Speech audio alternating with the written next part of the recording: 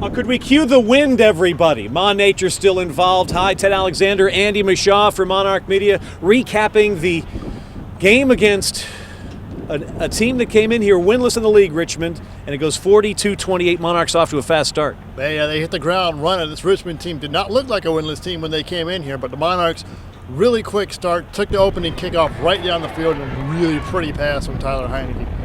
Pinkard picks it up again, touchdown. They go for two with the senior Thomas DeMarco on senior day, and it's suddenly 8-0, and that was a nice sign. Yeah, senior day, they're going to put Thomas in there. He's been holding for ever since he got hurt. So he comes in true Thomas DeMarco style run, diving over people for the end zone. It looked pretty. You add a Jared Brown field goal, it's 11-0. Monarchs off to the races, but Richmond, give them credit, they come back at a touchdown and a two-point conversion of their own. They make it 11-8, and then the Monarchs go back to work.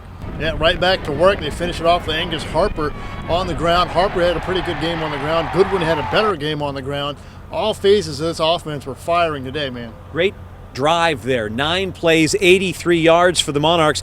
Gave them the 10-point lead again, 18-8, but then back would come Aaron Corp and the Spiders. This is a bit of a seesaw affair that the Monarchs got themselves another 10-point lead before the half, with Heineke going to Prentice Gill, celebrating his senior day with a 29-yard TD. Yeah, it's a great pass to Gill. It was a pretty route again, right towards that corner. Great pass by Heineke towards that back pylon. They've been doing this all year, man. It just looks good. And so you're thinking 10-point lead, 25-15, senior day will coast on into a victory. That didn't happen. The game got pretty crazy in the second half. Real crazy. To tell you what, this Spiders team, they have lost to the top 3 teams in the conference by a combined total of 6 points, and they weren't giving up.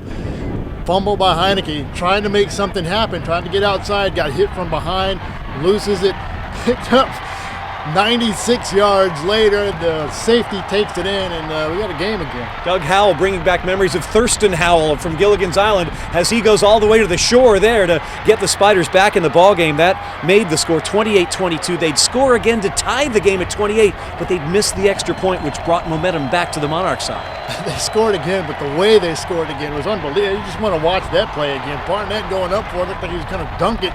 Just an outstanding catch, but you're right, they missed the extra point, bouncing it off of the upright, and it's 28-28 instead of taking a 1-point lead. Then the Monarchs turn on the offensive jets, and once again, you're talking about Taylor Heineke, throw for well over 340 yards. Antonio Vaughn, the touchdown recipient this time. Yeah, Antonio Vaughn finished it off, but it was sort of a Reed Evans drive all the way down the field. Reed wound up with 12 catches, 149 yards on the day.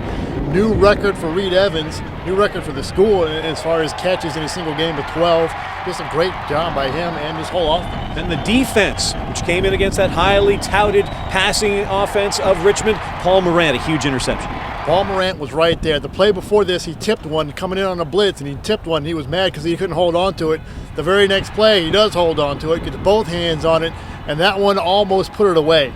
Colby Goodwin back. The high ankle sprain looks to be much, much better. He scores the final score of the contest for Old Dominion, and they win 42-28 to go to 8-2 overall, 5-2 in the league. 8-2. Monarch fans, get ready. Maybe start changing your Thanksgiving plans because they may be busy, and they may be busy right here at Foreman Field in the playoffs. We'll find out when we go next week up to William & Mary. Playoffs? Stay tuned. For Andy Mishaw, Ted Alexander for Monarch Media.